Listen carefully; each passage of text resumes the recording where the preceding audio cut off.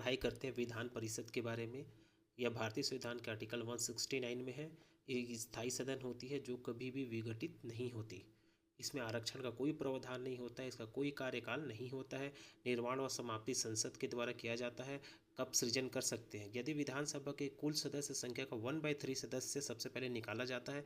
अगर 40 से कम है तो उस राज्य में हम विधान परिषद का गठन नहीं कर सकते। जैसे कि अपना छत्तीसगढ़ है, छत्तीसगढ़ में कुल विधानसभा की सीटों की संख्या कितनी है? तो 90 है। 90 का वो अगर 1/3 निकाल रहे हैं तो हो रहा है अपना 30 बस हो रहा है, 30 बस। तो वहाँ तो छत्तीसगढ़ में स्थापित नहीं है। ठीक है, अगर 40 से अधिक होता है तभी स्थापित किया जा सकता है।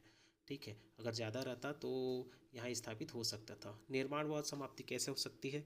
ठीक है, विधानसभा के कुल सदस्य संख्या का बहुमत और उपस्थित व मतदान करने वाले सदस्यों को कम से कम 2/3 बहुमत का प्रस्ताव पारित करके संसद को देते हैं।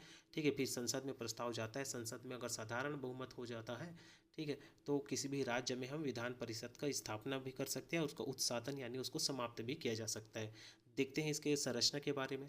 तो 1/6 सदस्य राज्यपाल द्वारा मनोनीत किया जाता है। 1/3 सदस्य एमएलए द्वारा चुना जाता है। 1/3 सदस्य स्थानीय निकाय के द्वारा चुना जाता है।